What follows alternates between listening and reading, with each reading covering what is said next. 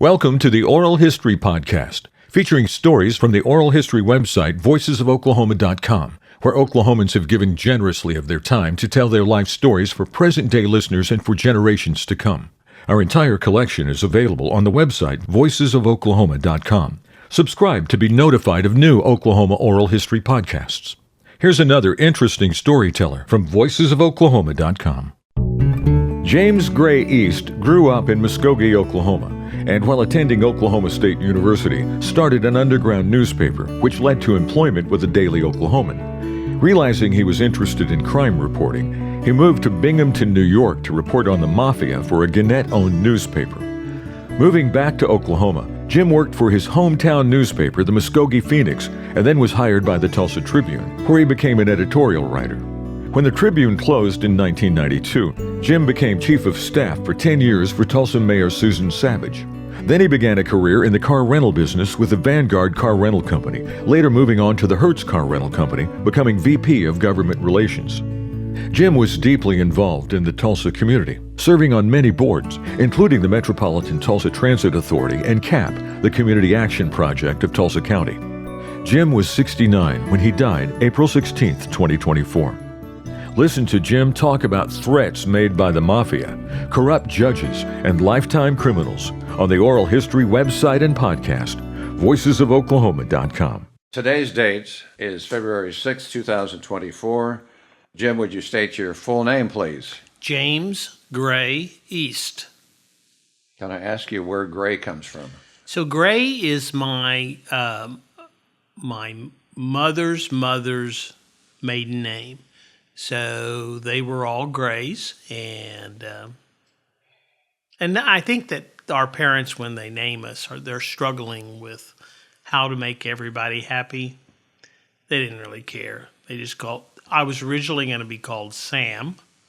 Then I have no idea what my middle name would have been, but that would have been after Sam Gray, my great uncle.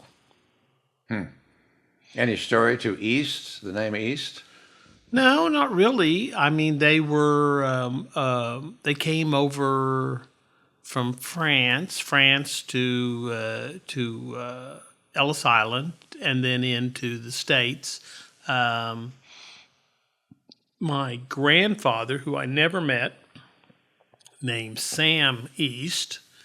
That was a confusing. I was going to be called Sam, but it was after my great uncle, not after my grandfather. I never met him, and he was a railroad man and worked for primarily the Missouri Pacific, and then later the Midland something or another, based in Muskogee. We are recording this interview here in the recording facilities of Voices of Oklahoma. Your birth date? August 21st, 1954. Your present age? 69. Where were you born? Muskogee, Oklahoma, Baptist Hospital. Is that where you grew up? Mm-hmm. Spent my first 18 years there before I went off to Oklahoma State University. Your mother's name and where she was born, where she grew up? Marjorie Sugg, S-U-G-G, and she grew up in Ada, Oklahoma, and went to school there, then became a teacher, and eventually landed a job in Muskogee and met my father, Paul East, who had recently returned from the war and was living in Muskogee with his mother and I think two of his siblings. I think one had already left. About your mother's personality, what kind of a person was she? I am a Sugg, and so I've always been told that by both the East side and the Sugg side. So the Suggs were extroverts. My grandfather from Ada was in the legislature for about 3 terms, primarily during the war, since all the younger legislators went off to fight. And my grandmother came from Tennessee. You know, they were just hardworking people. Grandfather ran I'm not really sure how he would describe it, but he helped people. He sold some insurance. He helped a variety of Indians with their trust matters. So he got into a little bit of oil and gas, but he was just kind of he would just do things for people. So your personality of your mother was then, since you're outgoing, she was outgoing and personable and... Very much so. So she was, and she had to be, since she was a public school teacher. You had to stand in front of a group of children every day and get them interested. And so she was a Latin and a Spanish teacher, which usually meant for the first couple of weeks, she's the only one doing the talking. So yes, she was an extrovert. Was she, because of that, she was really peering over your work when you were elementary and going up the ranks? So I'm the youngest of three children. My oldest brother, David, was studious, a good student, and not a rebel rouser. My middle brother, John, who's deceased, he similarly was a pretty good student and was anything but a rebel rouser. And then the third child. And so mother liked to, and father both liked to explain it this way, that one day one of my former teachers, sixth grade teacher, Mr. Couch, came into my father's store, and while they were going back in the warehouse to get whatever he wanted, Mr. Crouch started talking about the boys. And when he got to me, he said, he's going to prison someday, don't you? Well, of course, I did go to prison, but not by the courts. I went there to interview killers, murderers, et cetera, et cetera. So, yes, that was the big joke in the family. Yeah. So then your father, and where he grew up and what he did for a living. He grew up over in Arkansas, a little town called Norman, Arkansas, which is best located it's about 10 miles south of Mount Ida, which people around Tulsa may know because they used to drive through it when they were on their way to Hot Springs. So he grew up in that area. The family were all farmers, and then his father started working for the railroad. That meant that he had to travel, and then eventually he got a good enough position that the whole family would with him. So father lived primarily in Pawhuska, maybe one other town, and then Muskogee. He eventually, after he came back from the war, partnered with another man to start a maintenance business to sell everything from toilet paper to barrels of wax to solo coffee cups. And while this was never a proven fact, the reality was that these businesses, there were three of these businesses, one in Oklahoma City, one in Arkansas, and then my father's in Muskogee.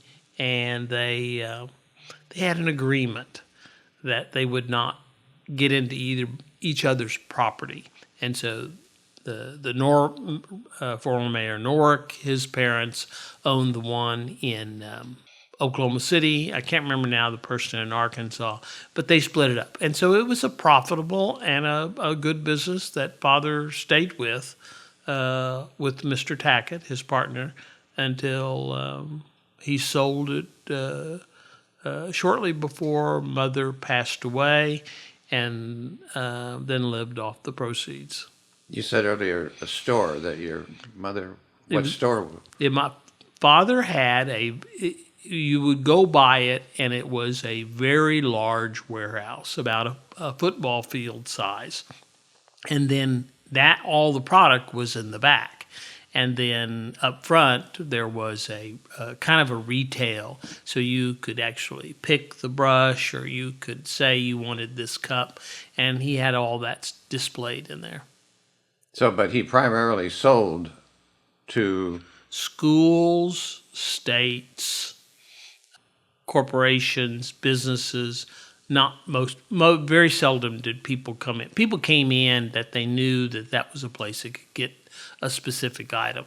And so, but no, there wasn't a lot of commercial retail. So you helped him sometimes in that business? All three of us, all three boys, were tasked with loading large trucks, and my goal, my responsibility primarily was when we went to the rail yard, because a lot of this stuff would come in boxcars, and I was the shortest, so I was the only one that could climb up in the top of the boxcar and get those items that were squeezed in there by Fort Howard Paper or Georgia Pacific or whatever, and get those out.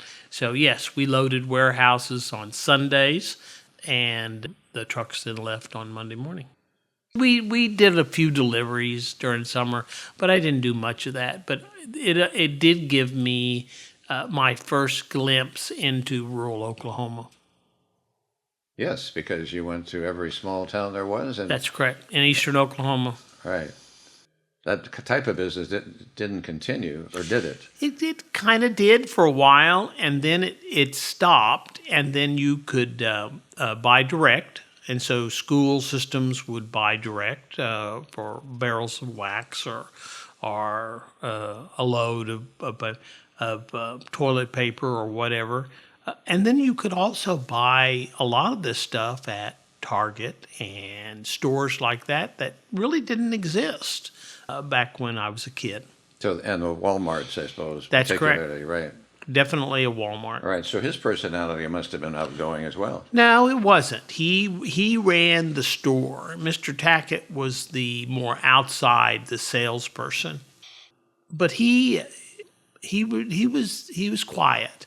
Mother was the social, and I remember a time that we were on our way to Norman, Arkansas, to see his grandmother, who lived until she was 102. And we stopped in Poto at the Black Angus, which at the time was owned by Bob Kerr. And we're in a booth or whatever, getting some lunch or something before we finish the trip. And this very large man comes over and looks at my mother, and he goes, "Marjorie Sugg." And she says, "Bob Kerr, nice to see you." Senator Bob Kerr. That's correct. That's the only time I ever met him. And I didn't meet him really because he just came over to say hello to my mother. And why would he have known her? Ada. So he grew up in Ada. He knew her. They were about the same age. It was kind of before he started getting into politics. Later, by this time, he was the U.S. Senator. But he was at his restaurant doing what he did. The Black Angus. The Black Angus. In Poto, Oklahoma. How about that? He was a restaurateur. Didn't know that. Yeah. I'm not sure whether he started or he bought it. He was kind of known for when people were in tough times, he'd come in and help them, and then frequently he'd own the thing eventually. So you were exposed to the world of education, a teacher. You were exposed to business, salesmanship and all that. And your young mind, I don't know if you were even when you began to think of what I want to do, but maybe you knew what you didn't want to do. I knew I did not want to go work in the warehouse and load trucks. I was not interested in manual labor.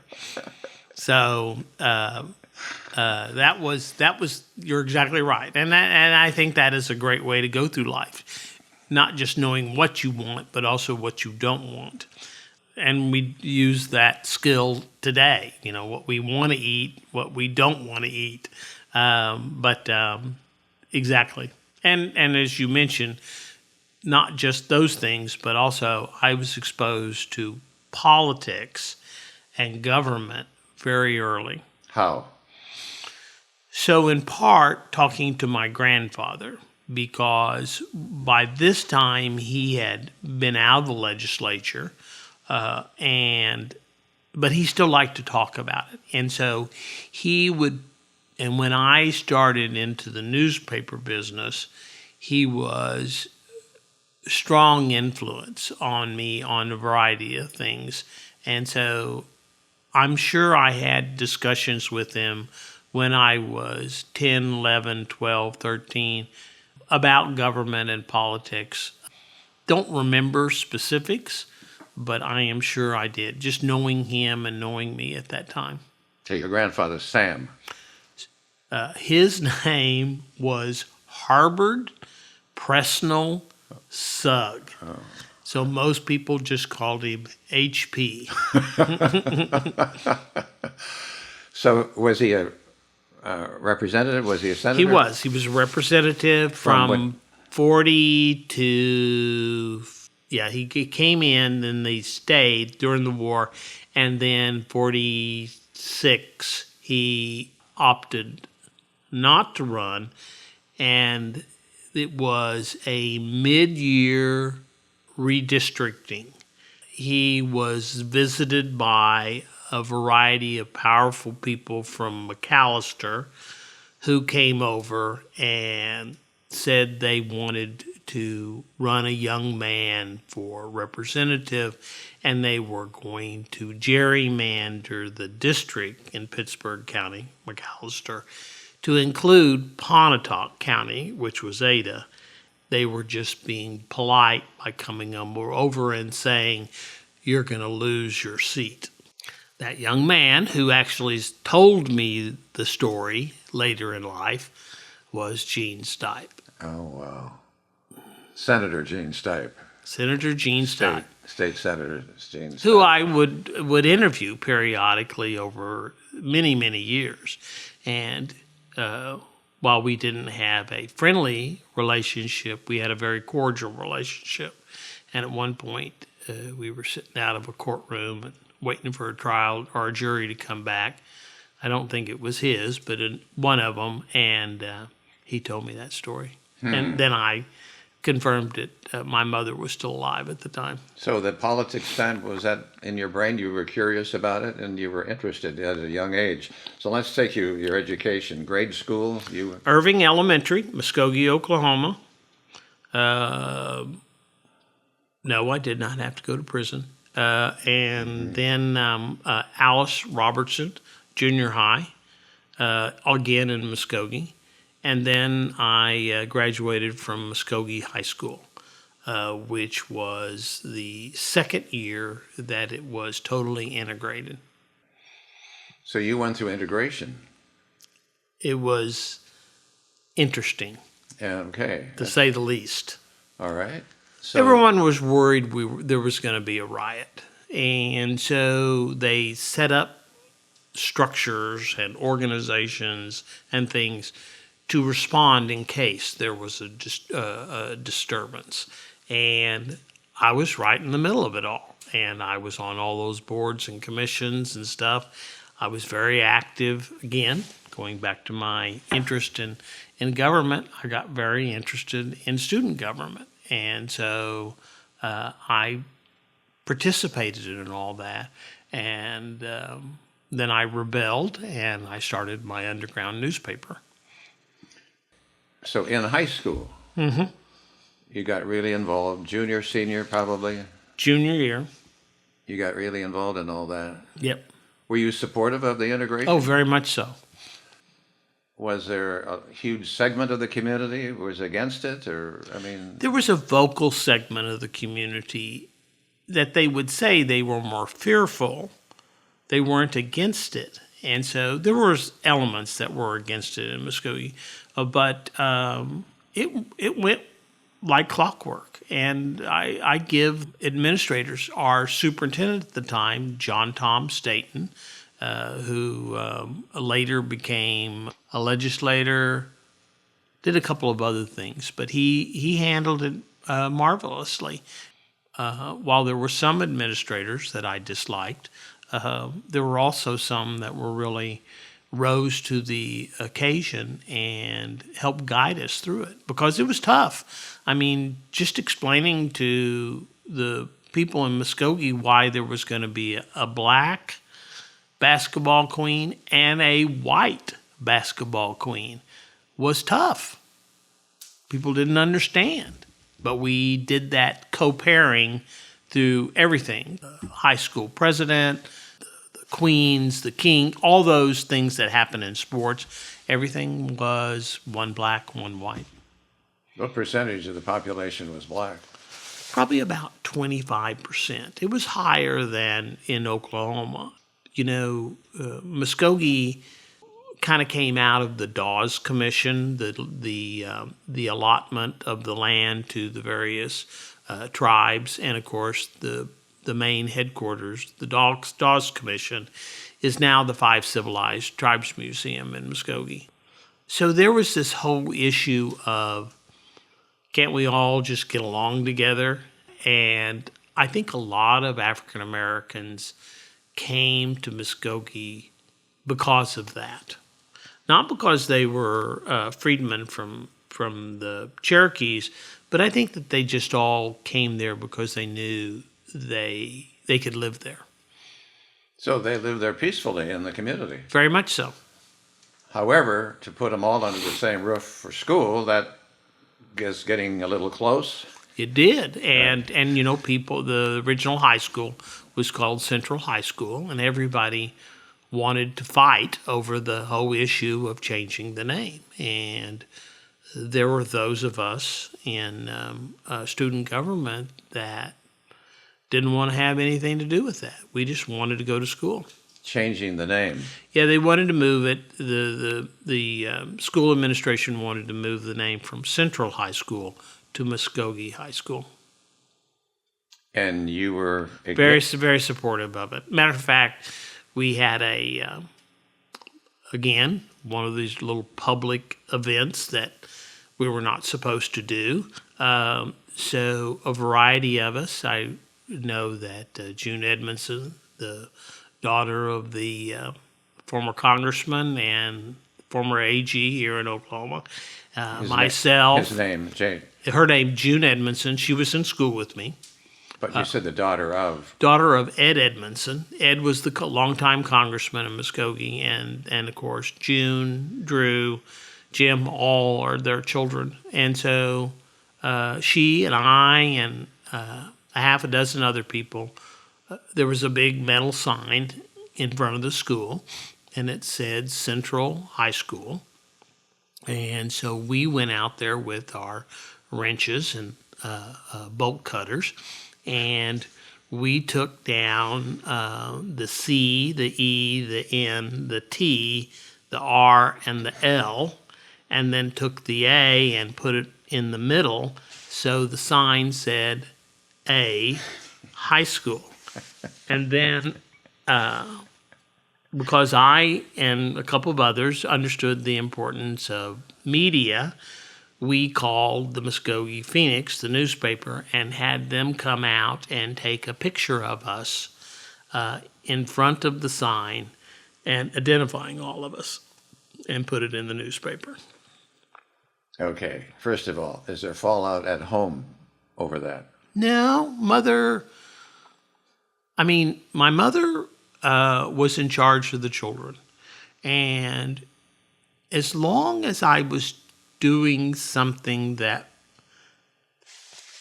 was somewhat constructive, she'd let me. And I always gave her the out. I said, you know, by the time I got around, they were just tired. And so they didn't fight with me on much of anything when I was in high school. And there was a lot that they could have fought with me over, But you referred to an underground newspaper. So when I was in journalism class in my junior year, we had a teacher, Mrs. Aldridge, who was a fine lady and did an okay job. And she did not like my approach to how I was doing something. I can't remember now what it was. And I called her a bitch. Well, You just don't do that in 1970. And so I immediately was sent to the office, the principal's office, and I during that hour every day, I spent it in the office. They finally gave me things to do and stuff. Eventually, I made announcements on the intercom system.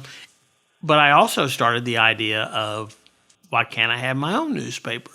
So I figured it out, recruited some other people to join me in this effort, and we published 2 or 3 editions when my junior year, and then I published it for about 8 editions in my senior year.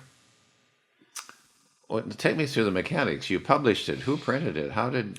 So I found a printer in Muskogee, a job printer, who I'm not sure how I found him. I went in and just started telling him what I was doing, and he basically charged me the cost of the ink and the paper.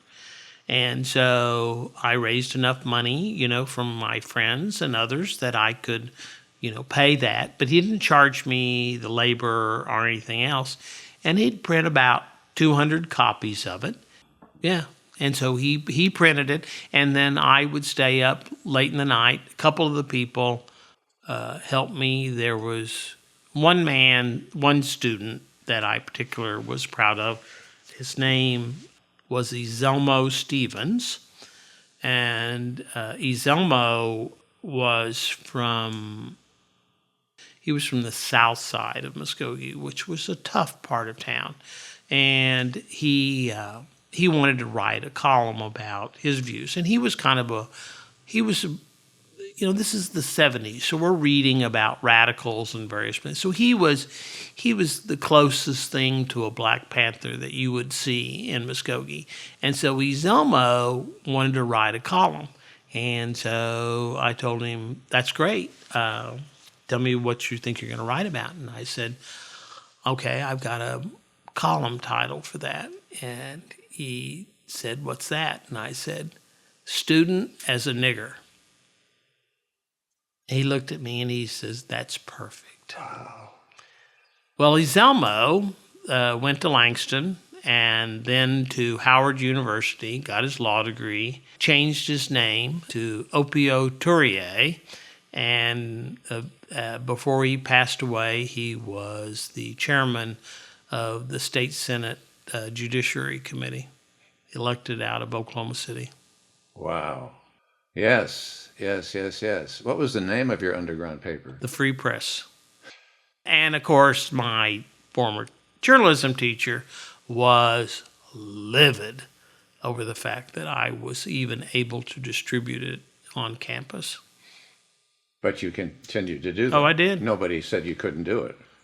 No, at the end, we had overstepped our boundaries. And the Muskogee Ministerial Alliance had jumped in and asked the school to shut it down. And there was another teacher there, Mr. Parsons, who was inclined to be nice to me, and he selected every year the intern from Muskogee High School that would go to work at the Muskogee Phoenix. So he came to me and he said, you're going to have to shut down your newspaper. You can fight it, or you can go to work as an intern at the Muskogee Phoenix. And I saw an opportunity, and it was a pain in the ass to get it done.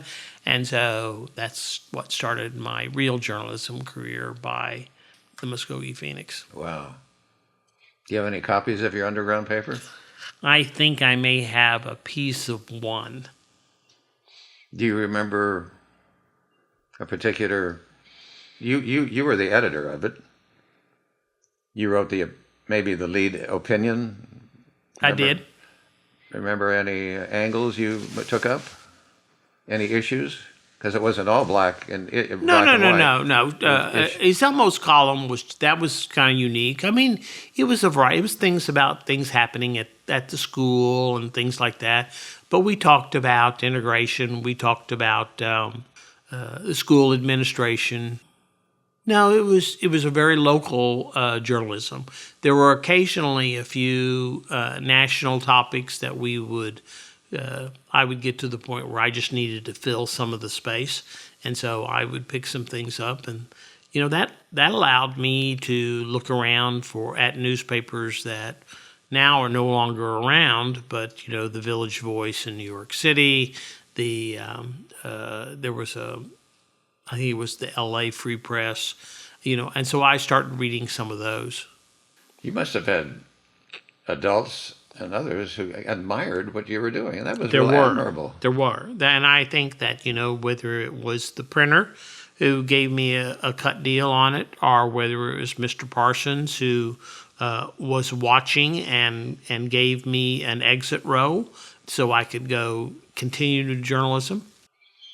Yeah. And the other thing that happened about the same time,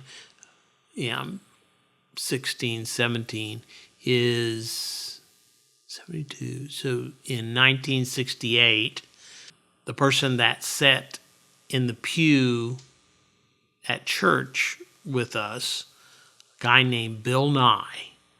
Bill was the oldest brother of George, and there were two other brothers, Wade and Sam. Governor George Nye. Governor George Nye. And so Bill had been the state representative in Muskogee, and he wanted to run for corporation commission.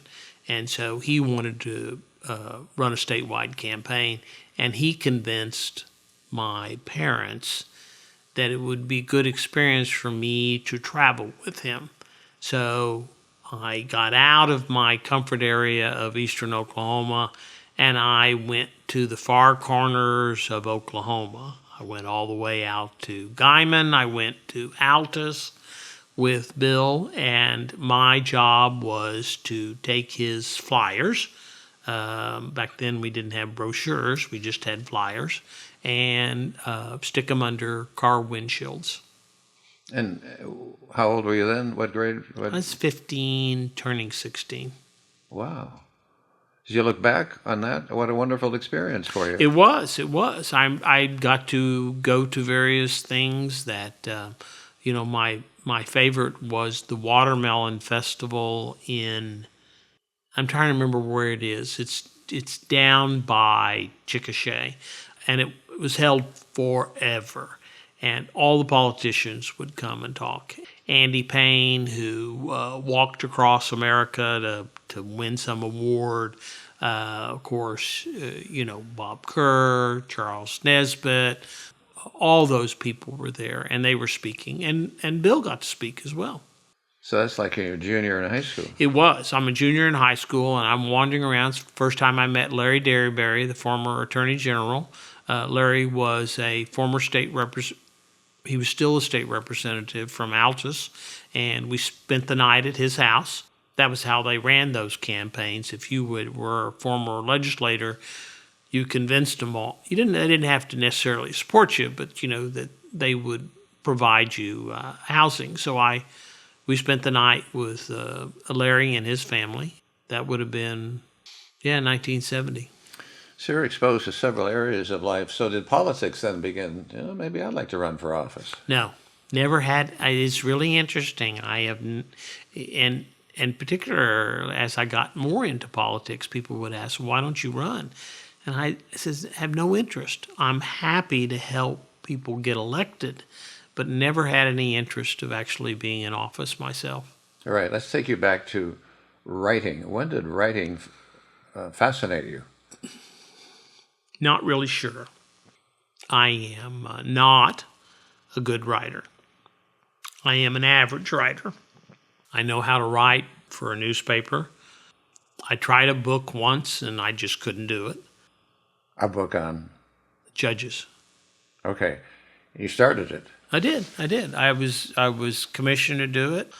Gary Richardson, former U.S. Attorney in Muskogee, and then ran for governor, I think he's still an attorney. He wanted me to write it, and so I started it, and it just was not in me. So I was a reporter. I love to ask people really difficult questions. That served me very well. And so that's the first element of being in journalism, is if you don't ask good questions or probing questions and get to why, not just the who, what, when, how, once you get to why, you've got a story. So the writing then just started in your life, and you're not exactly sure why, but you started writing, and no particular inspiration you had, I guess. Is that what you would say? I was pissed off when I got kicked out of journalism class. So probably that initial writing for the underground newspaper was out of spite and not a healthy reason, but it's the best that I can do, that I can remember why. And then after I did that, I went to the Muskogee Phoenix, and they started me on obituaries. And so I wrote obituaries I wrote obituaries for a long time, but just solely obituaries for probably close to a year. While you're still in high school? In high school, and I had a couple of odd jobs at the newspaper. This was in a period where the mechanics of the news coming in over the wire was changing, and so it was becoming electronic. And so at one point in the middle, we had computer tapes that had the story on it. And so we had to attach the computer tape to the actual printed copy that came in over the AP or the United Press wire service. And so that was one of my jobs. And so I did that on Saturdays and Sundays.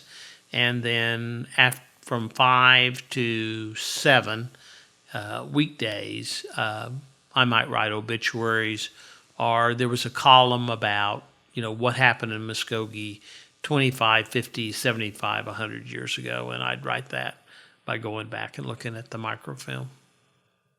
Did you enjoy the obituaries, writing obituaries? I remember what I was told before I started writing obituaries. It's the last time this person will ever have their name in the newspaper. Don't screw it up.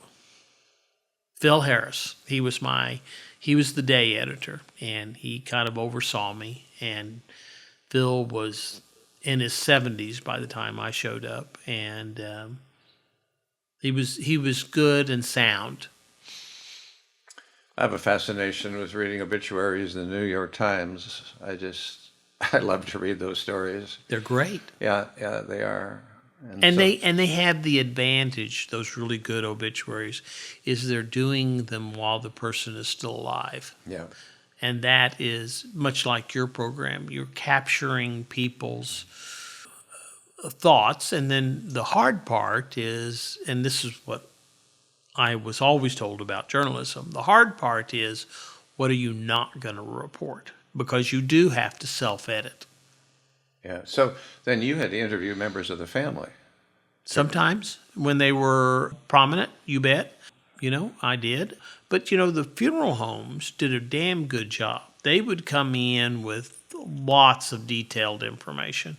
I've talked to a lot of funeral home directors over the years, and that's one thing that they miss out of their business, that they really got to know who the person they were putting in the ground. Mm-hmm. And they did it by interviewing the family. So then you're a senior, you're graduating. What year did you graduate? 72.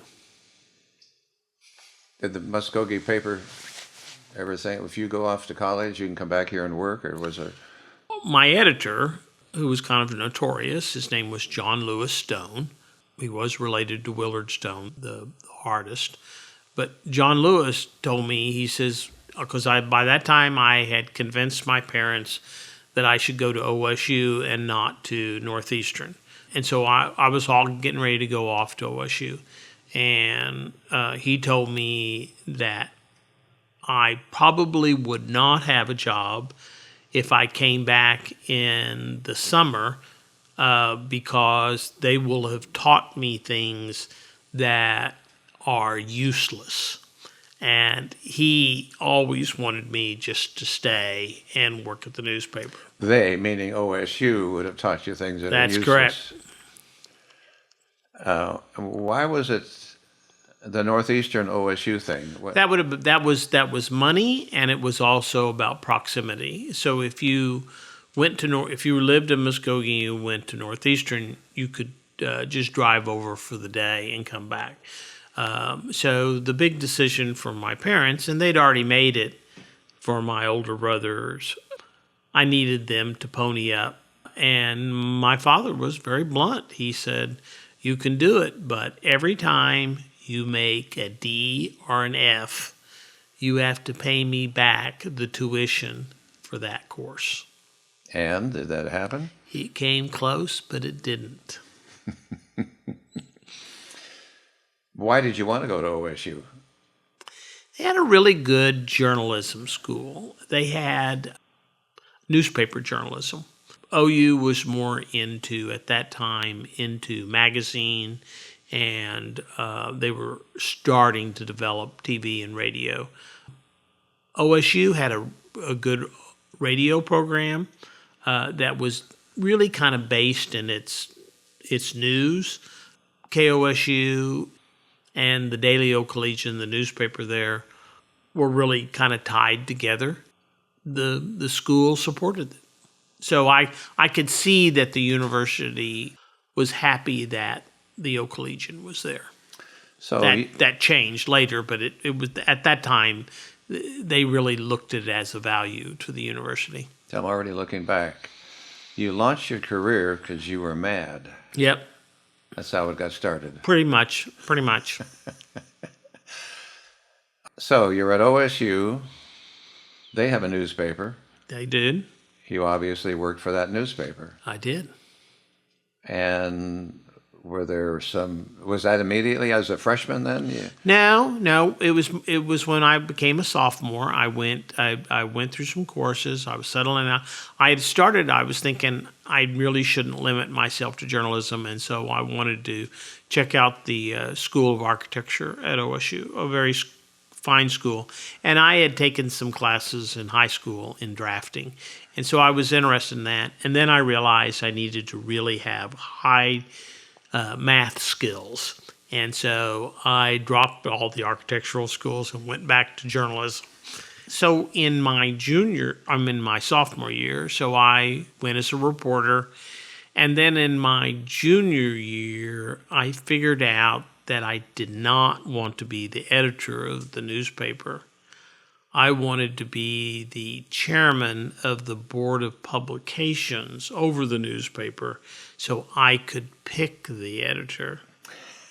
And that was kind of a real early realization of how people have influence over others and other things. And so I became the chairman of the board of publications, and there were other students there, and so we were in charge of the yearbook.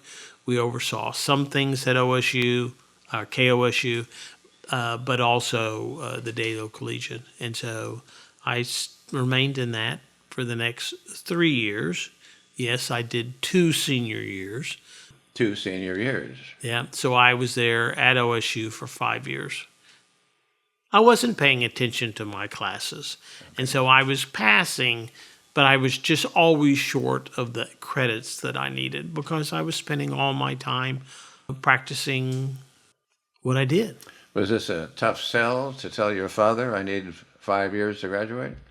It probably was. I don't remember a big discussion about it. The other thing is I was starting to make some money because I had realized that everything I wrote at the Daily Oklahoman, I could also sell to the Daily Oklahoman. Okay. And that helped me because I was not only the Oklahoman reporter, but I was also the Daily Oklahoman reporter, the state's largest newspaper. So that must have been a thrill to see your name, byline, in the Daily Oklahoman. And it made my grandfather in Ada very happy because he subscribed to the Oklahoman, and so he could follow my stuff as well. So there are going to be issues, apparently, wherever you go. There must have been some, as you wrote for the student newspaper at OSU, some topics that you got right in the middle of it, of the whole thing.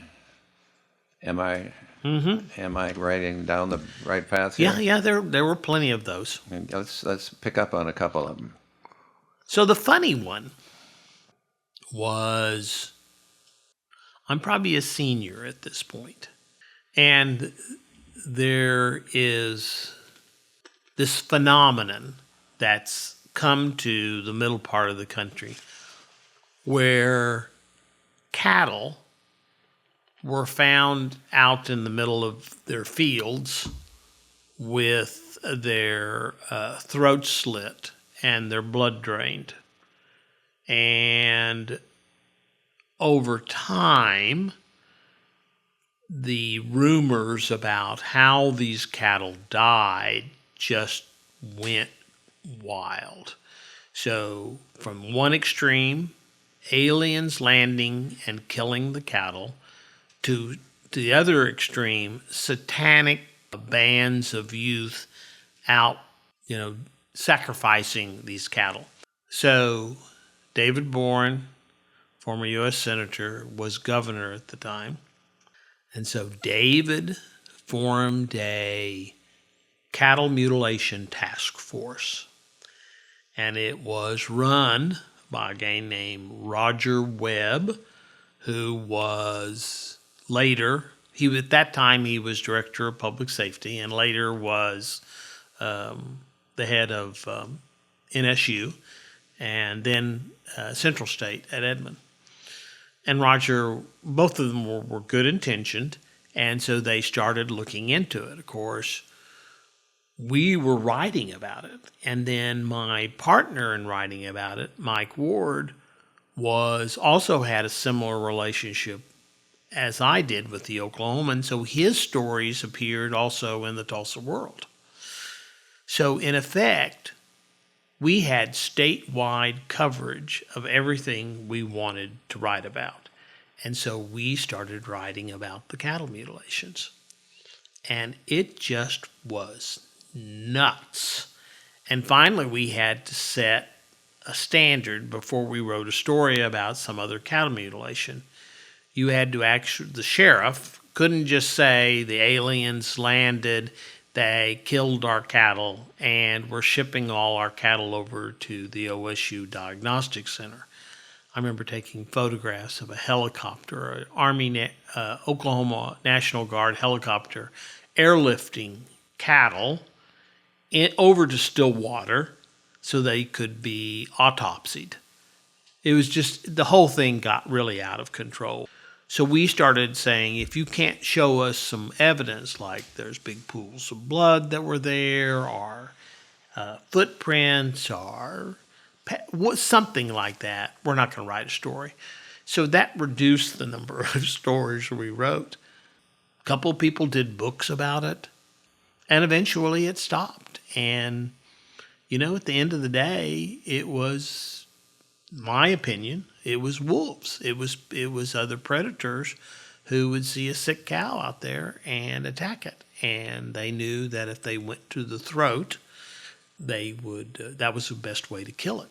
So that was a very weird story. It had an OSU connection because OSU was very much involved in doing all the autopsies on everything. But it got big statewide publicity this thing may have gone on for a year. It was crazy. Didn't ranchers or farmers want to hang out at night maybe? Yes, they did. And people came out with lights and various things to try and, but it was, we find this today, but people kept, hold on to the weirdest ideas of the reason behind something is happening. without any evidence. That was the great, yeah. And eventually, I was able to talk and laugh about it with both Roger Webb and David Bourne. But because I would continue to write about them in the coming years. And then the others is whenever I wrote about the university, I invariably would make Dr. Kalm, who was the president of the university, upset because he really did not want. He didn't think the newspaper should be writing anything about academic standards and things like that. So what kind of story did you do that would upset him? Trying to think of the best. I don't know. It's been a long time, but I could probably think about it. But he was mad, and of course, then I saw him later when he ran for Senate and lost to David Bourne, Robert Kalm, Bob Kalm. Okay. All right. So you're having fun being a reporter, writing. Yep. And then you graduate from OSU. I do. What year? I didn't actually graduate. I went through the process, and then they told me I did not graduate. And at first we thought it was some sort of conspiracy, but they said, see, here, you missed this one course. So I did not graduate because I did not get credit for, I'm trying to remember what it was. It was either economics or a science course, but there was a course, and I always thought about going back and doing it so I could get my degree, but I did not graduate. All right. All right. My parents were convinced that the university had taken revenge on me. It's possible, but I had such a lively activity schedule of things I was doing. It's clearly possible that I missed a course, and I ran through school counselors like bubblegum. And, it was, I think I had 8 different counselors in 5 years at OSU. Counseling you for what? So the counselors were supposed to help us, guide us through getting all our required courses taken, and that was one of their primary jobs. And I pissed them off at various times about things, and I never kept a counselor for more than a year. People listening to this who know you in the community didn't know you don't appear to be the rabble-rouser you were way back then. I'm not. If I wasn't already in the middle of it, I figured out a way to get into the middle of it. Right. All right, so what year did you not graduate? 1977. Then was a job offered to you? Yes, the Daily Oklahoman had a standing offer, and so I went to work at the Daily Oklahoman, but for the morning paper, not for the afternoon newspaper, the Oklahoma City Times.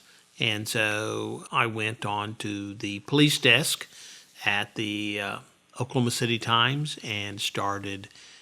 That really started my fascination and an approach to the judicial system and criminals. Did you get involved? What would you have gotten involved in there then? So probably the one that was the most memorable or most notorious was a guy, Ted, and I can't remember his last name. He ate his father. He killed him. He had been at Central State at Norman in the mental institution and convinced his father to let him come home. Kaczynski, is that it? Ted Kaczynski? Something like that. He came home with him and he killed him and then he ate him.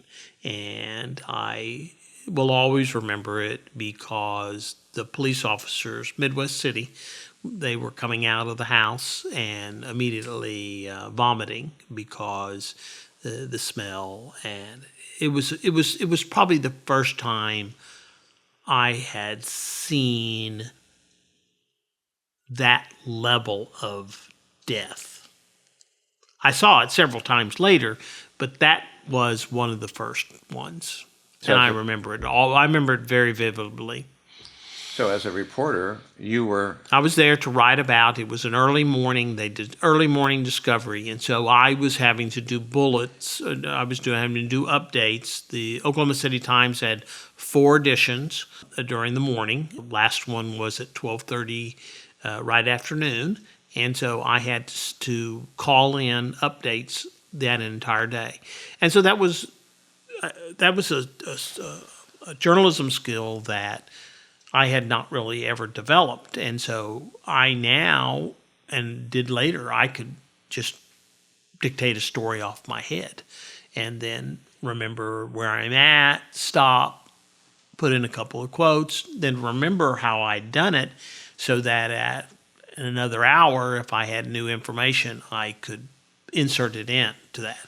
And so you had you were out there for 5 hours and you had to write basically the same story, but 5 different versions of it. So you'd call back to the paper and you were dictating to somebody there. That's correct. So were you in that house, you as a reporter? I did walk into the house. You did? Yes, And I knew I had to, and I had an editor who his name was Covey Bean. Covey was crazy. And he pushed all of us. And he said, if you don't go into the house and see what they're talking about, don't come back because you'll be fired. And so I went in and it was horrible. Because you saw body parts? Yeah, there were pieces of his dad that were still in the skillet. Mm. Did that image linger with you for a long time? I can still see it. No. I none of these where I've seen bodies mutilated or whatever. No. If I think about it, I can remember it, but no. Didn't keep you up at night? No. But, as you said, it helped you develop the skill to get on the phone and dictate, and you hadn't done that before. Right. But it came naturally to you, apparently, somehow. It did, and I used it for a good 20 years there. I remember being down in Harrisburg, Pennsylvania, and dictating a story. I'd gone down for Pennsylvania Crime Commission hearing, and I'm in some restaurant, kind of a hamburger joint, dictating it. So not everybody could do that. You could write an article just by talking through it, and except for a few dashes and dots and here and there, it was right on target and could be published. It could, but also the people that did rewrite, that you would give dictation, they were really good. And so they would, if you were struggling with something, they would stop you, and then they'd say, well, let's keep on, because they knew that there was a rhythm, that if you didn't stay in the rhythm, get it done, and then we'll go back to that paragraph and we'll figure it out. Yeah, that's good to be able to work with people like that. They were very talented. All right. So that was a big story.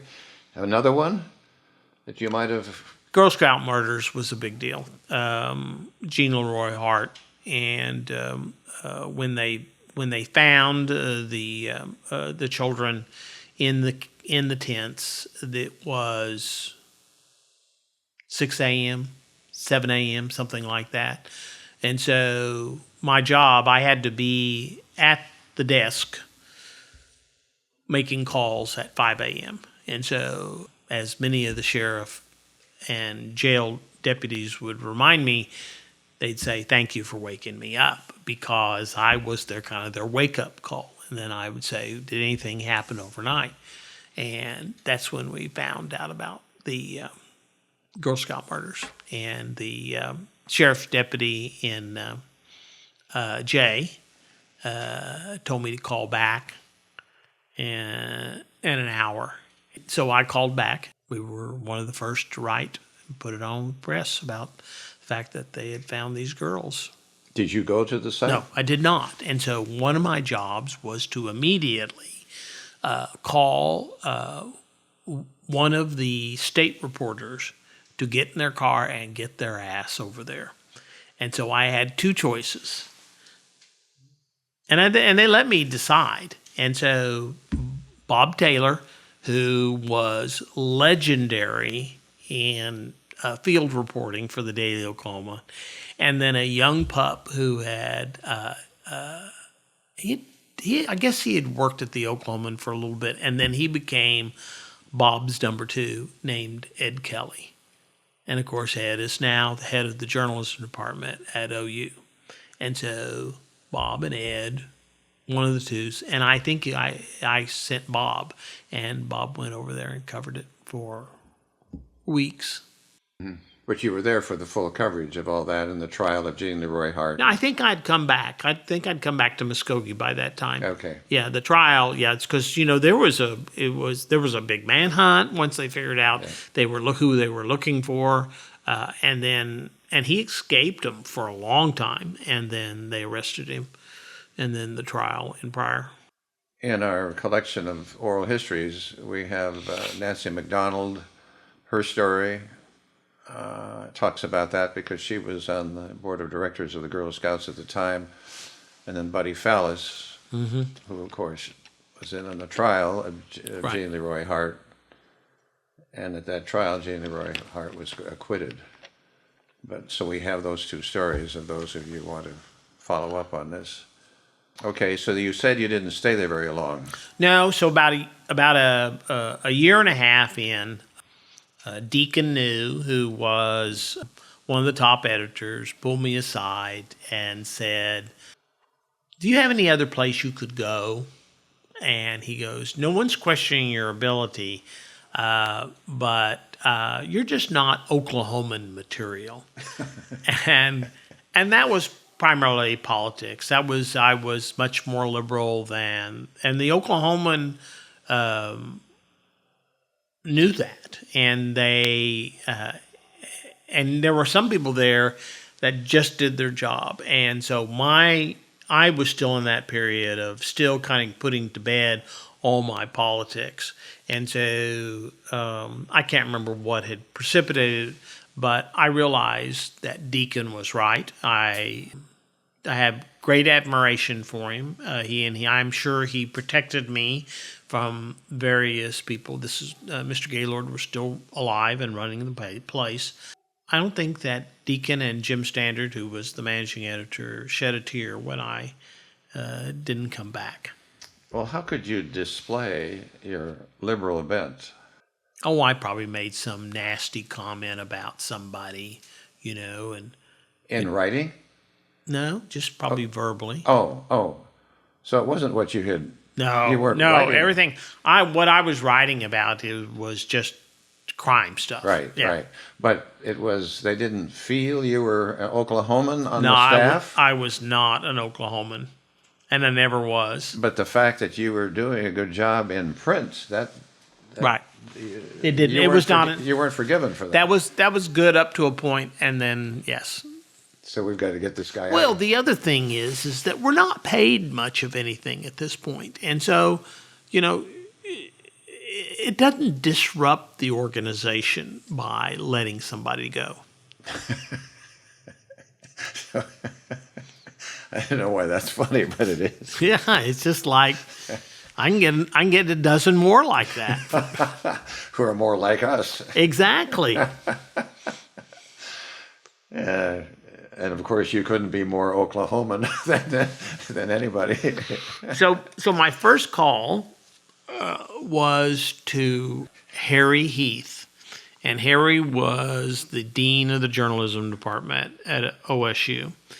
And I asked him if he had any thoughts. He says, "I have one, but let me make a couple of phone calls and I'll come back." And I said, "All right." So he called me back and he said, "Here's the deal. You need to go back to Muskogee. They need someone to write politics for 1980. There's a U.S. Senate race, some guy named Bourne, Stipe." And he says, "They need you to do that. And it's got lots of races and lots of other things. And I said, and he said, as soon as that's done, Gannett will make you an offer. Gannett being? And Gannett was becoming the world's largest newspaper chain, and their chairman of the board, Paul Miller, was an OSU graduate. Oh. Grew up in Okemah, I believe, and then he went to OSU, and then he went to United Press International, moved around, did a variety of various publications, and then went to Gannett when it was based up in Rochester, New York. And then about that time, that's when they started buying newspapers. And they had bought the Muskogee Phoenix from the Bixby family. But they also went on to fund USA Today. They did. Right. And I foolishly turned down an opportunity to go work on USA Today. That would have really changed my direction, but because they were out looking for this experiment. Anyway, so I took him, and so I went back to Muskogee, and I covered the 1980 elections, and on whatever it was, November 9th or whatever it was, the day after, I wrote to the number 2 at Gannett, some guy named Al Newharth, and said, I'm ready to exercise my option. And I had 3 immediate offers. One was very interesting. It was the Virgin Islands. They had just bought the papers down there. Fort Myers, Florida, and Binghamton, New York. So when I started looking at them and asking them what to do, the Virgin Islands was wide open, totally corrupt. It would have been fascinating, but I'm not even sure where I would have started. Fort Myers, pretty established, high growth area, etc. Binghamton, old school, and they wanted me to cover the mob. And I just couldn't walk away from that, so I went to Binghamton, New York. To cover the mob. So the Mafia, La Cosa Nostra, is kind of most histories. It all begins in a little town right across the border from Binghamton. Binghamton's in New York, just in the Pennsylvania border, called Appalachian. And Appalachian was where one of the bosses had his home, and he had all the bosses throughout the U.S., all 28 of them, come there in 1957. I think that's right. And that's when J. Edgar Hoover had to admit that the La Cosa Nostra was here in America, because they ended up doing a raid and a bunch of them got arrested. The family there was Russell Buffalino in Binghamton, and he was a very strong member of the Mafia. And there were other members of the other families, Bonanno family out of New York, and the what was that other one? Lucchese's family out of New York were active in the area, but Buffalino ran everything. So I went up there and covered the Mafia. Okay, covered the Mafia. That is really, I know, everybody goes, well, how do you cover the Mafia? They don't have, open meetings. So do you figure out, how do I start this? How do I get myself involved? How did you do that? So I started talking to law enforcement, FBI, local police. I did a lot of reading about who was who, and then things would happen, and so I'd write stories about them. Typically, most successful criminal organizations, and not just the Mafia, but all criminal organizations, don't commit their crimes where they live. Their goal in life is to steal from other people or to sell products or whatever, but not to do it where it's home. And so at some point, younger people join the children, and then they start making mistakes, and they start selling drugs, or they start hijacking trucks or doing things in the hometown, and that usually turns out bad. And so, and then the police are made to look like they're incompetent, and so they get pissed off. And so you're waiting and looking for that battle to occur, and that was just starting to occur in Binghamton. All right. So let me say, you must have come to the attention of the boss or bosses. I did. All right. So then let's back up and find out why. Why did you come to their attention? It was because you wrote stories. What kind of story brought them interested in you, made them interested in you? Well, I think they were interested, but I think they got pissed off when I cost them money. And so I remember when it happened, there was a Frito-Lay plant in Binghamton, and it was either the laborers or the Teamsters were trying to organize the plant. And both of those locals, union locals, were pretty much mobbed up. They had members of the family in executive positions. And so I wrote this horrible story about all these people that were trying to gain control of this Frito-Lay plant. And they put it across the top of the front page. And so Frito-Lay, being no dummies, took that article and put it under everybody's windshield at the plant. And they lost the vote. And they were pissed. And it comes to you different ways. Mainly it comes from law enforcement who tell you, you did not make them happy. Just watch yourself. Or sometime somebody will drive by, you're walking on the street. I remember this very vividly. I'm walking downtown and I see someone pull up and they point their hand at me like it's like a gun, and they click it a couple of times. And I know who they were, and so that was their way of doing it. And so I just didn't respond to all that because I figured if they really wanted to harm me, they would. And if they wanted just to try and intimidate me, that's different. And that's what they were trying to do. They were trying to intimidate me. And it didn't work. It didn't work, and then something changed it all. I wrote a story about the underboss's, Tony Guarneri's son, and he had been arrested for cocaine possession. It was typical, it wasn't much of a story. And Tony's son, he was Peter, called me at the office and threatened to kill me.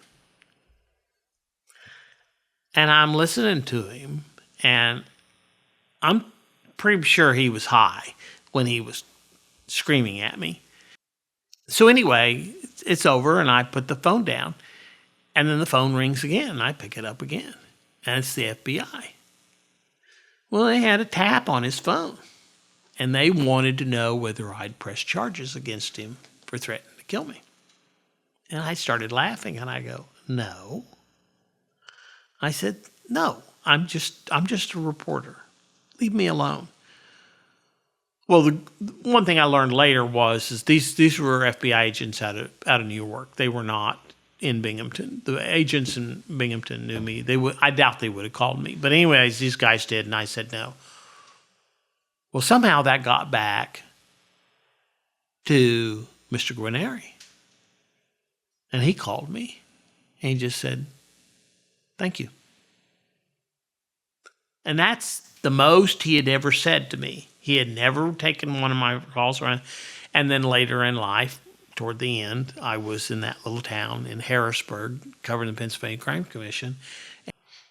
Their lawyer, Remo Alio, their consigliere, came over to me and he said, would you like to interview Mr. Guarneri and Mr. Buffalino?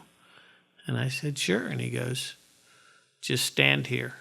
And they all came in, all the guards, and Mr. Buffalino and Mr. Guarneri, and we sat in one of those little rickety plastic tables that always feels like they're going to fall apart. I asked them what I could ask them. They said, just ask. And we talked about lots of different things. And I wrote a story out of it. And, of course, it got me a grand jury subpoena from the feds to come and testify. We squashed it. We didn't have to go. But, yeah, that was I'm fast-forwarding through all my little activities covering the mob. But, yeah, it was interesting. Mr. Granary is no bigger than me, and not an intimidating. But of course, later in life, they made a movie out of him about Hoffa, and then I guess it's who is it? De Niro, who plays the lead, not Buffalino. Buffalino's played by he's played a variety of mob movies, but yeah. He was... What's the name of the movie? Shoot, I got to remember it. Yeah. Anyway, I don't know off the top of my head. When you said Mr. Granary called you and said thank you. For not prosecuting, not cooperating with the FBI and putting his son in jail. Okay. Because he knew his son was pretty much out of control on drugs, and he was going to have to deal with it. It was that same period in that time within the La Costa Nostra where, Luciani, when he came to head the families, he allowed them to get into drugs, and there was still a lot of concern about that was going to create a lot of problems, which it did.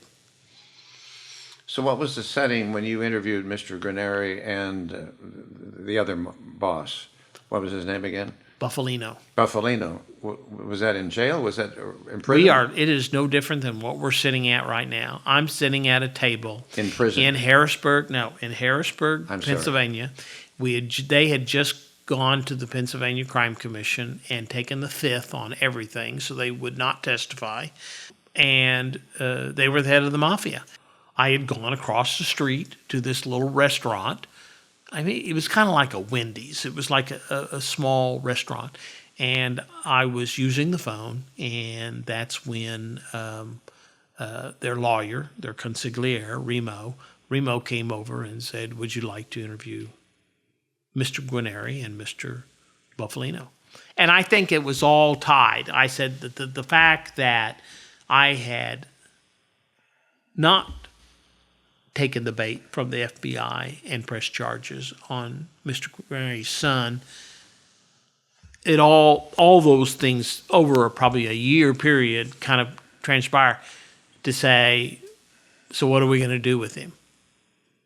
They weren't going to hurt me because they knew that. And matter of fact, when I had my going away party in Binghamton, Remo and two very large men with bulges on their waist came to it. I remember that because my brother, my brother John, had come up to help me drive back to Tulsa. He goes, who is that? And I go, well, the guy in the chair is Remo Alio. He's the consigliere for the Buffalino crime family. And he goes, oh, that's why those two guys on either side of him have guns. And I go, yeah, they do. And I said, over here is the FBI, and over there is the Endicott Police, and over there is the Binghamton. And we were in a big American Legion hall. So it was fun. You had the mob influence at your going away party. Yep, they were there. Okay, then you didn't have time to prepare yourself for this interview. Mm-mm. I mean, bingo, they're here, sit down, let's do it. Right. So then what did you want them to confess to everything they did, or what kind of questions did you I asked them all the same questions that the Crime Commission asked them, and they, again, said, no, thank you. And then I was struggling. I was trying to figure out what, and I said, all right, we'll change it. What's your favorite Italian restaurant in Binghamton? And that kind of opened them up. So they started talking about that. And then I started saying, well, who's your favorite judge? And they said, you can't write it. And I said, all right. So they told me who their favorite judges were. And that's what got me in trouble, because at the end of the story, I put a paragraph was a mistake. I said, they also talked with me about who their favorite other elected officials were. And I didn't say any. And so the Fed... You named them? No, I didn't. No. And so the feds wanted to get me in front of the grand jury to detail which ones they told me. So we had to go to court to quash the subpoena. You didn't have to... Does this come under the category of a reporter does not have to divulge? Unless it's a criminal act. Right. So there was no accusation, because they didn't know who it was. There was no accusation that anybody that I was writing about in there had committed a criminal act. Right, and you couldn't prove it. So the judge and others had to be on the take. Correct. From the mob. That's correct. And you knew who they were. That's correct. That's what I wanted to know. And they, to be honest with you, the Mafia did not, and I think particularly the upper echelons of the Mafia, they had no respect for those judges. They utilized them, but they had no respect for them. So even the Mafia has their set of ethics. They do. And they didn't respect the judges, even though they got them to do pretty much what they wanted them to do. That's correct. They looked down upon them as they were using them. Did you ever try to confront any of those people? Nope. Why? I didn't have anything to do it because they'd given it to me in confidence. It was just something I would watch for. So if I saw a judge, doing something, I would probably pay a little bit more closer attention to the case to find out if they were going to. And then if I could figure out a way to write about it without giving up my sources, yeah. And I would do things like that. But wasn't it great? You had a newspaper publisher and an editor and all that supported you through all this. Did anybody say, hey, you got to be careful, you got to back off or stop or anything? So there had been a person that had done this before. Dave Mack, and Dave had eventually decided he needed to be paid, and so he went to work for Governor Carey in Albany, and so the position was open, and nobody else wanted it at the newspaper, so that's why they recruited outside of Binghamton for me to come cover the mob. Yeah, it is one of the more... it's probably the most, it's the area that most people are interested in when they hear my journalism. The other one would be a lot of people like to talk about the white supremacists, and I got to write about them later. But the subscriptions for the readership to that newspaper had to just been off the charts. Well, maybe and maybe not. I mean, you do get a little bit of activity there, but this is an afternoon. The Binghamton Evening Press. It was an afternoon newspaper again, and at this point, all the afternoon newspapers are just struggling, and so the Oklahoma City Times was gone. Then I went to work for the Evening Press. It's gone, and then of course I went to work for the Tulsa Tribune eventually, and so. I'm kind of like the stalker of death around afternoon newspapers. Right.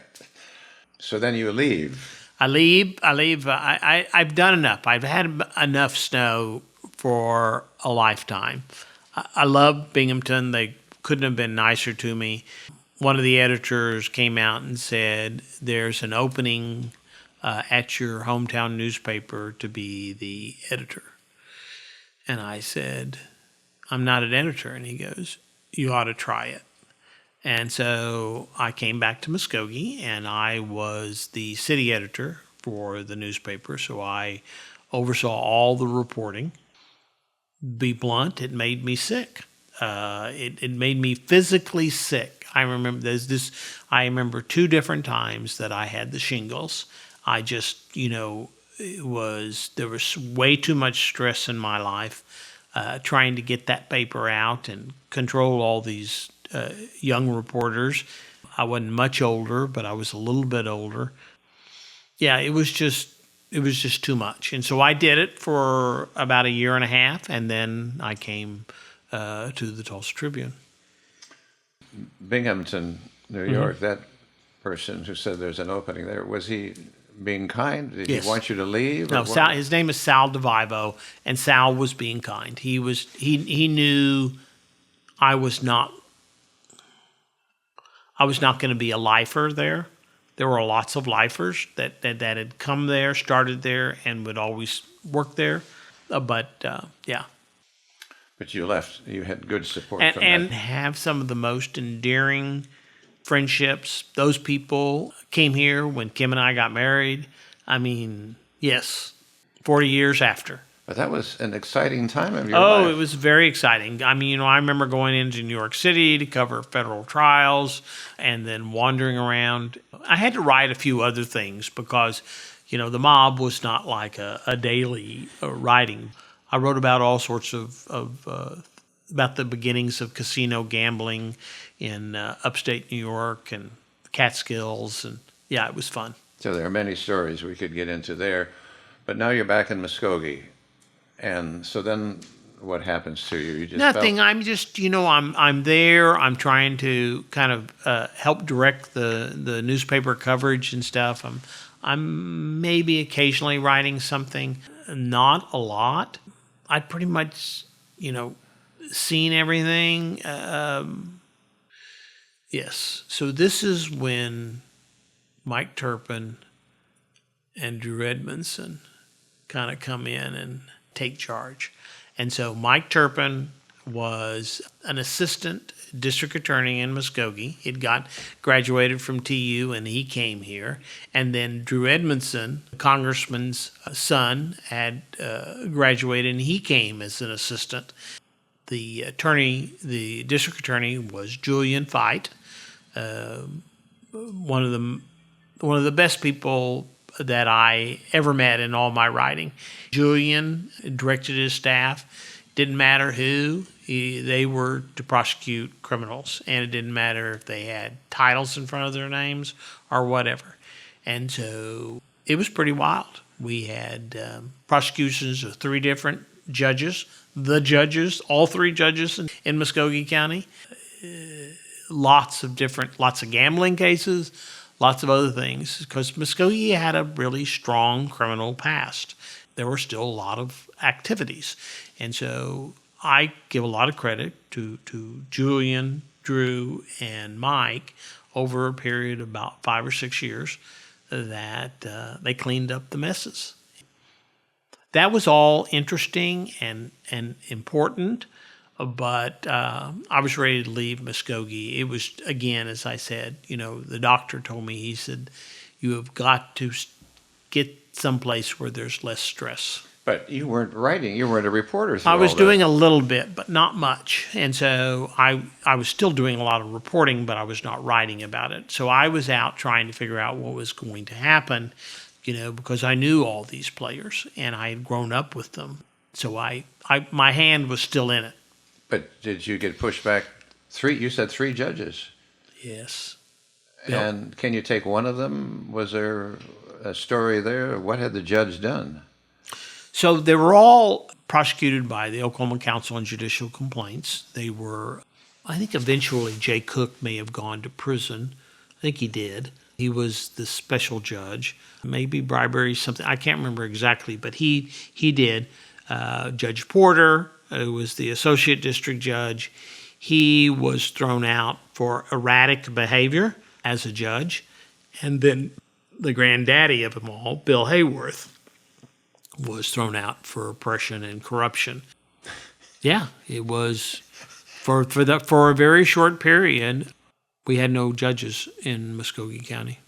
A population of about how many? 40,000 people. Wow, that's amazing, isn't it? It was. So then, do you reach out? Do you decide I got to get out of here? So, at some point, my reporter friends at the Tulsa Tribune say that the Tribune's interested in hiring me. So I'm working on a story that I know one of the editors is very interested, Tribune editors is very interested in. So I get it all put together, and we run it in Muskogee. And it was about a gangster who was kind of getting his feet in place down in Salisaw around Blue Ribbons Downs because horse racing was coming. I think my memory is he had murdered a couple of people. So anyway, he's in play. I write the story. We're out. My assumption is we're out drinking. We're doing something, talking about it, and we get the crazy idea that once it comes off the press that night, we should take copies of it and take it up to the Tulsa Tribune newsroom elevator and glue it to the wall so that when the editor, Windsor Ridenauer, came into the elevator, as he did every morning, he'd see the story that he wanted and had his reporters working on already published and stuck to the wall. Okay. Why this kind of action?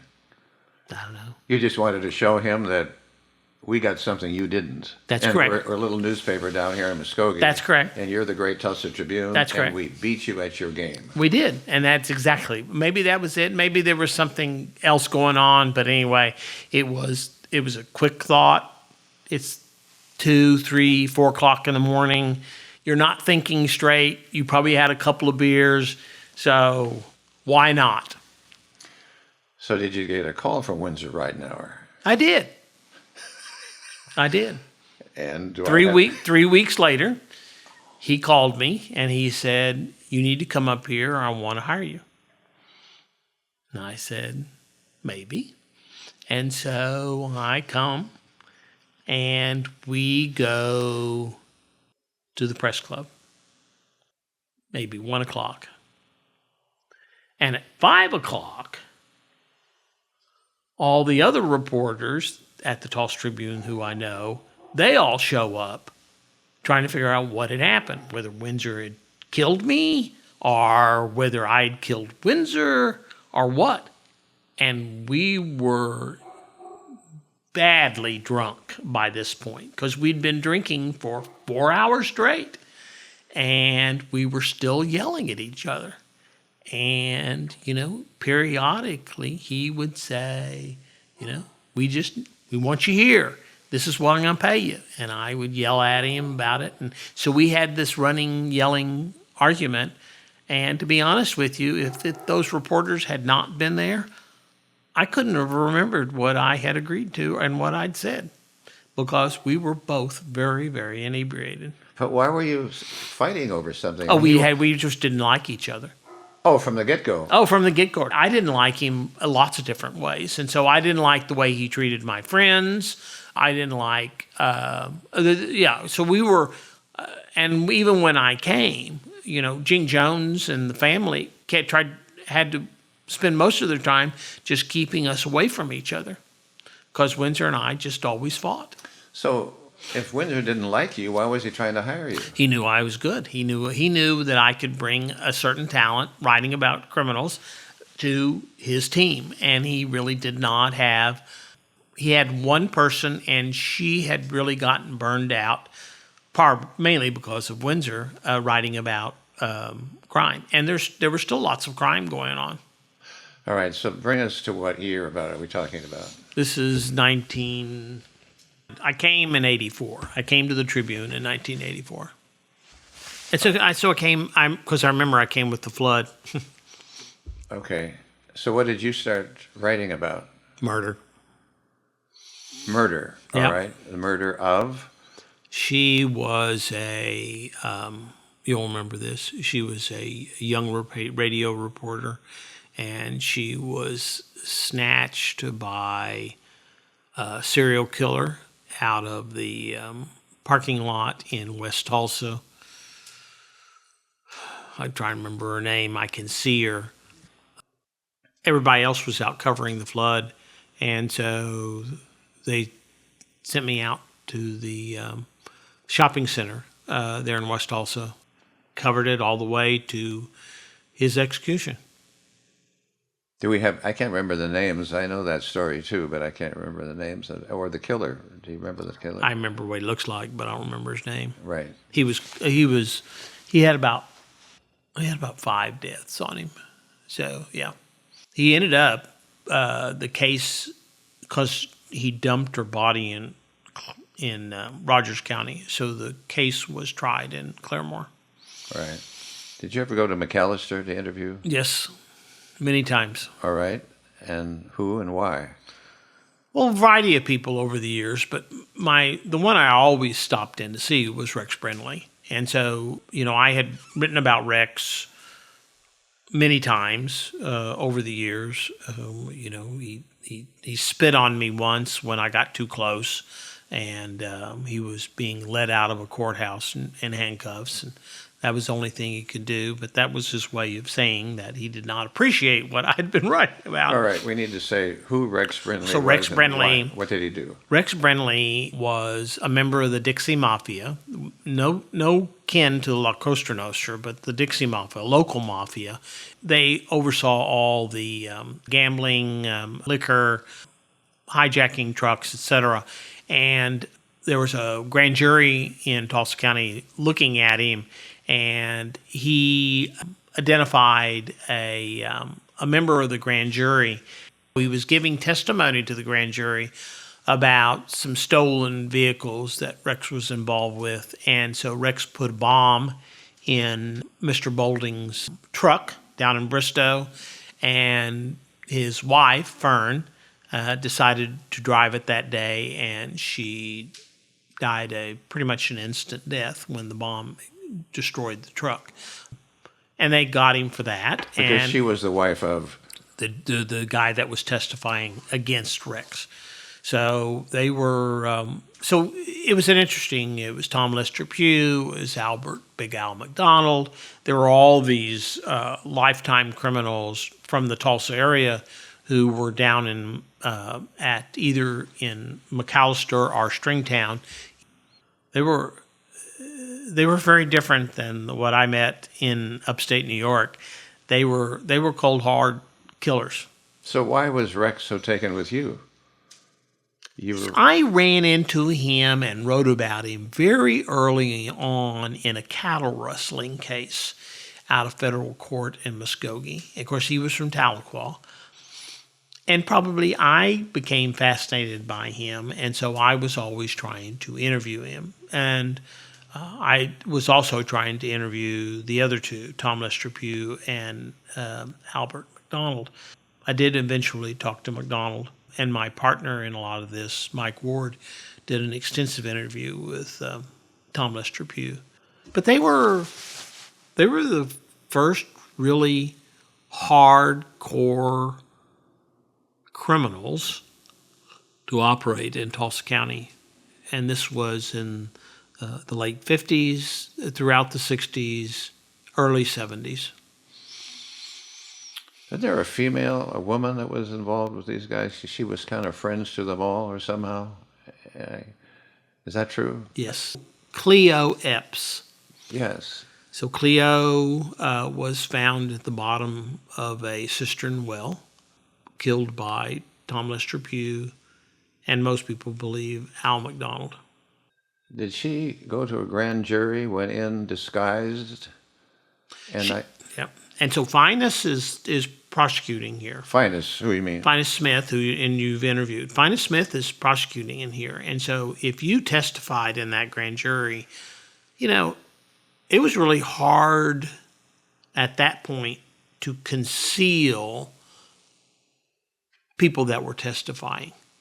You had to walk into the courthouse, you had to walk down a hallway, and you had to walk into a room. So people did things like disguise and whatever. Nowadays, they take you in a back door. They don't have that problem anymore. But yes, there were a lot of people. Artist Self was another one that got killed. But yeah, there was a lot of people that died that testified in those grand juries. And you were writing. I didn't write those grand juries, and so I found I was later in life the Tribune at that time would send a reporter to the pardon and parole board meetings, and so I would go to McAllister and go to those monthly meetings to see who was up for parole and write half a dozen stories or something like that. But that was later, and that's where I had my interactions with Rex and the others. They were nasty. They were, Funny, they didn't try to find hitmen to take you out. So they were already in prison. Yeah. And so I think that element, if they'd still been on the outside, they would have. Yeah. Mm-hmm. Which is kind of where, and then I kind of ended my reporting career at the Tribune. I went on the editorial page, but writing about all the people around Timothy McVeigh and all the white extremists in eastern Oklahoma and western Arkansas. So how close did you come to their compound? I actually went to it. And tell us where that was. So there are two compounds that I visited. The first one is just inside the Oklahoma border, not too far from Westville. And it had some fancy name. But anyway, the person there was Reverend Jim Millar. And he was considered to be kind of the prophet leader of all those white extremists. They go by different nicknames, but they're all white extremists. Reverend Millar let me come on and try and tell his story. And so I went a couple of times out there, and then at that point he knew I was not welcome. And so because of the stories that I wrote. But out there, this is where McVeigh is buried after he was executed, after the Oklahoma City bombing. He is buried out there on their land. And another one, can't remember, Snell, something Snell, and he killed 2 Arkansas troopers, and he was executed in Arkansas for those crimes, and he's buried out there. So it's kind of a revered site within the white extremist movement. So that's the Millar's camp. The other one that I went to was the one operated by the Covenant Sword and Arm of the Lord. I'll say that one more time because I love the name, the Covenant Sword and the Arm of the Lord. And where is that? So it was barely inside the Missouri border, down from just up from Harrison, Arkansas. This was the first sedition trial that I'd ever, and these are people who were actively seeking to overthrow the U.S. government. And so they were all barricaded there. And at some point, I was told by a law enforcement source that I should get my ass up there before all hell broke loose. And so this is before the Branch Davidians in Waco, which, of course, that's what happened down there. So I take a photographer and another reporter, and we go up there. We go under the guise that we want to interview Jim Ellison, the head of the organization, and all we end up talking to is Carrie Noble, who was the spokesman for the group. And we asked him everything, long interview, etc. A couple of very tense moments.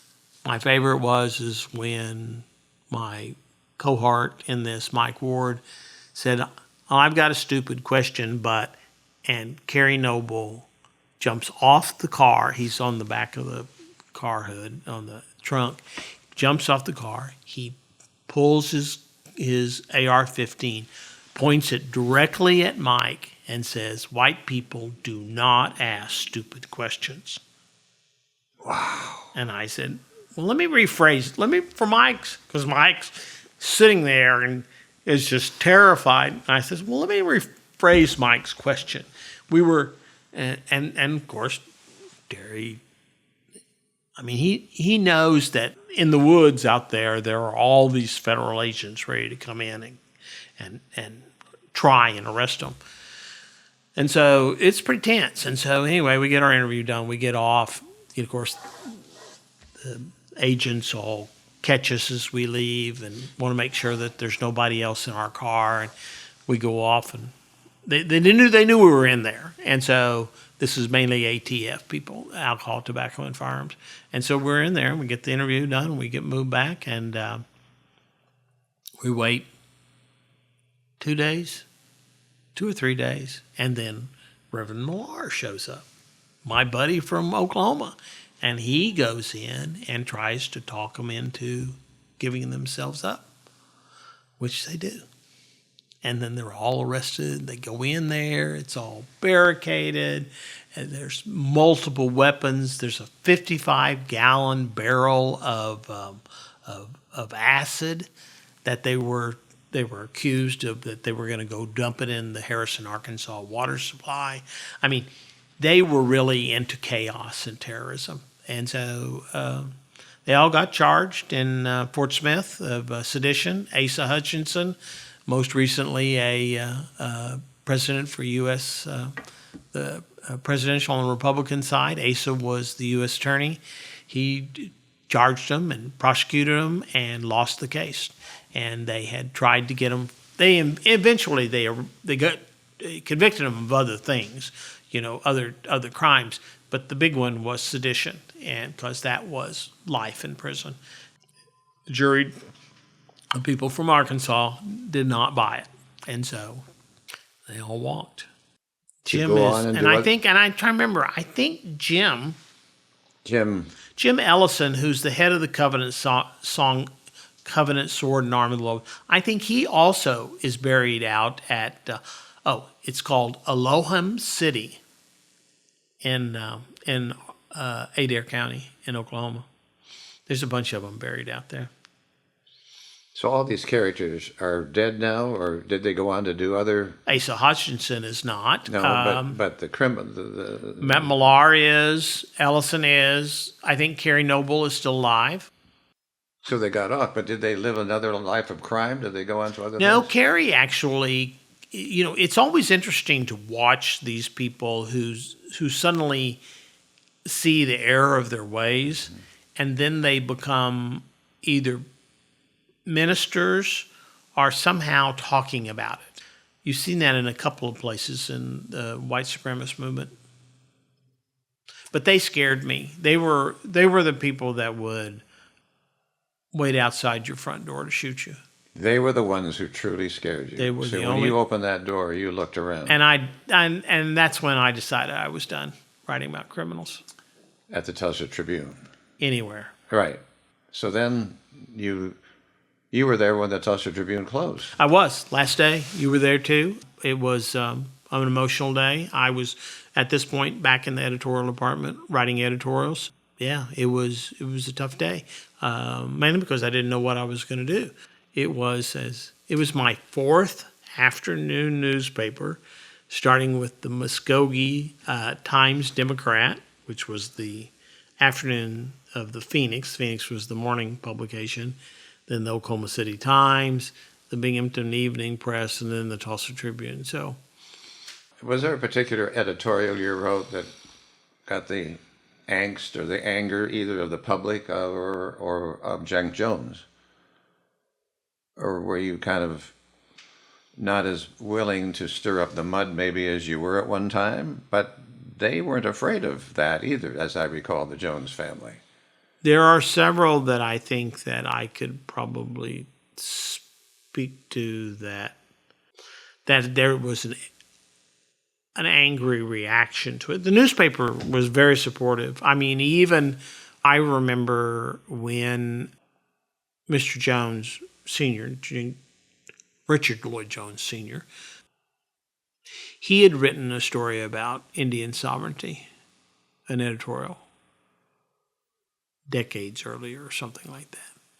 And he and I would have frequent spirited discussions about sovereignty, and mine with the position that it was legitimate, it was lawful, and it should be respected. And of course, I learned all that by growing up in Muskogee and having regular interactions with the Cherokee Nation and the various chiefs and to some degree with the Creeks. He disagreed. But explain then sovereignty. And so sovereignty is that Indian tribes, primarily those with reservations, which all do, some sort of allotment of land by the U.S. government, that those people can set up their own set of government structures and pass laws, ordinances, and other things.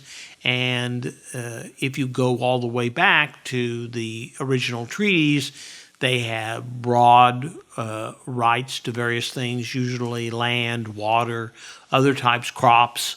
But those clauses in those original treaties have kind of been expanded and through various court actions. And a lot of it was filed there in Muskogee over the ownership of the Arkansas River, a variety of these things. Now today we have McCurt, which is over criminal cases, and we're having to deal with it. But it is the law of the land. So anyway, I was always talking to Mr. Jones, and so he finally said to you, okay, you're so damn smart. Let's see what you can write. And so I wrote the change in policy and noted it, that the Tribune was now supportive of the act of sovereignty. Any fallout from that? No. Readers or anybody? The most important one was I got a call from a member of the Oklahoma Supreme Court, Yvonne Cogger, who is Caddo, and she called and she'd seen the article, and she said, first, thank you, but how did this happen? So I tend to remember that. I mean, Yeah. there were editorials where Sure. people would call up and say they were going to, beat me up and, other things. Even here in Tulsa? Yes. Elected officials. Yes. And so Which you will not name. I will not, because they're still alive. Yes. And they, but that was just, that was just part of the job. You wrote what you believed. You tried to make a convincing argument to convince others to believe like you did. And if it upset somebody or it made somebody happy, that was just part of the job. So anyway, I did that for the last year and a half at the Tribune, and then it closed. But that kind of reporting and editorializing that the Tulsa Tribune did went away. It really did. It was never replaced. Right. My final, I would occasionally write a column for the editorial page, and my final column was about who's going to write about judges now, because I had always written about state judges. It's going back to those bad judges in Muskogee. I had always written, I did it for the Tribune. That was my specialty, not just crime, but specifically judges, and call out those that I thought were doing a good job, and also those that needed to be removed from the bench. Was there corruption here in Tulsa County, that could not be covered or didn't have time to, or did you feel that was happening? Yes, but I didn't cover it. And so there were other reporters that were assigned to do that, and I basically carved out the rest of eastern Oklahoma for me. Yeah, I occasionally would see a story in Tulsa County that I thought was worth a story, and I might mention it to the editors, and they might mention it to a reporter, but 99% of the time is that I spent a lot of time in Creek County, spent a lot of time in Rogers, spent a ton of time in Osage County, Okmulgee. I mean, all these surrounding counties, I spent a lot of time, and then obviously Muskogee. When Jack Jones Sr. spoke to all of you that last day, that had to be a moving scene. It was, and it really made me mad, not because of what he said, but he then went back to his office to finish packing, and I forget what Jan's last name was, but she was providing administrative services to Senior, and she called me and said, can you come back here and help us? And so nobody else, none of the editors, including family members, were back there helping him pack up his history. And so I went back there and helped pack everything up with him and then carry it out and take it down to the car so they could leave the paper the last day. It was very sad. Why wouldn't a family member? What about his son, Jack Jones Jr.? Was it not there to help? He was there. Yeah, but he and Landon was there, and everybody was there. Yeah, but I mean, but they were focused on themselves, and that's fine. But he epitomized to me that newspaper. Mm-hmm. You have high regard for him. Very much so. Very much so. He and Bisser, this is his sister, really saved me because Windsor was gunning for me. And I knew it, and everybody knew it, and I had to escape there. And going to the editorial page made me untouchable. Did you try to get on with Tulsa World? Nope. I did have a conversation, and Ken Neal and Alex told me I would have lunch with them periodically, and they said, we really need a woman down here. Julie Delcor had not come to the editorial page. Janet was there. And so they knew that they needed some broadening of opinion, but no. So that ended your career as a reporter, as a writer.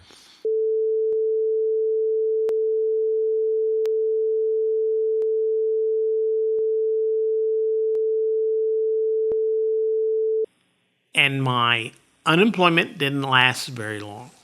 So I immediately got a call. It was suggested to me that I go to City Hall and interview the lady that most likely would be elected mayor, and that was Susan Savage. And so after she was elected, I went to work for her and stayed there for 10 years. Which could be a whole another story, I suppose.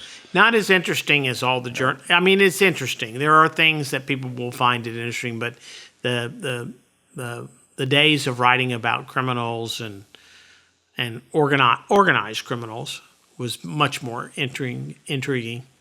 But then you walked into that world of an elected position, working for Susan Savage as the mayor. You became the target of media and newspapers, right? Like you were reporting on these other people. That's correct. So did Donnie? Oh, wait a minute! They're coming after me or reporting on me. So I wanted, yes, and so one of the first things I wanted to do was I wanted to know what they wanted to know, and I made it known that if they were interested, I would leak stories. I'd do anything as long as it helped the administration. And they needed to know that. And so, and I also made myself very available with my restrictions. Like, sometimes it was simple things like, I don't do stand-up interviews. I'm 5 feet. I'm too short, and so I always tell the TV crews we're gonna sit out here in the lobby and do the interview, and this is gonna make us both look like we're about the same height, and they all got a kick out of that. And so but the sheer fact that, and you know this, having all your years in radio, the sheer fact that you know what it takes to do a story, lugging around those cameras, the lighting, the location, that sort of thing, giving them short, quick responses so they can, unlike this where you're kind of rambling, but quick that they could make a tape out of, that's what they wanted. And so you tried to give them that to make their job easier. But the Tulsa World would be covering you, and so that was a different interview. Yeah, but I had never written about, and that proved to be good because I had not written about the courthouse. I think I wrote one story about the courthouse, all these judges, but I tended to stay. I did not go to City Hall. First time I had, other than to pay my water bill, to go to City Hall was when I went there to interview with Susan. There will be those students who are listening to your story Okay. in journalism. They want to be writers. Lots of opportunities to be writers these days because we have online and newspapers. What kind of advice would you give them? Learn everything. Just be a consumer of all information, and don't get tied to one thing. I remember early on, someone asked me, how many newspapers did I read every day? And I think the lowest, it was maybe 5. And I said, and they'd say, well, which ones? And it's not just the New York Times and Washington Post. I mean, it's the Atlanta Constitution, it's the Chicago Tribune, it's the Denver Post, it's the LA Times. I mean, to learn what is news in other parts of the country. And I think that more than anything, to be a journalist is to be constantly curious and constantly learning. Don't get me wrong, 95% of what you're going to read, you're going to forget because it's crap. But there's 5% in there that you're going to really kind of find interesting. But then, too, to read how these writers, particularly for the New York Times, how clever, how good they are, they would learn from these great writers of not only that newspaper, but others as well. Oh, definitely. I had an experience. I went to the Democratic presidential convention in New York when President Carter was nominated.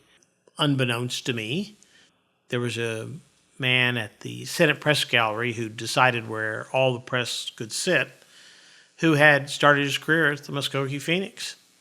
When he saw my name and the publication I was representing, he sat me next to R.W. Apple, the renowned national correspondent for the New York Times.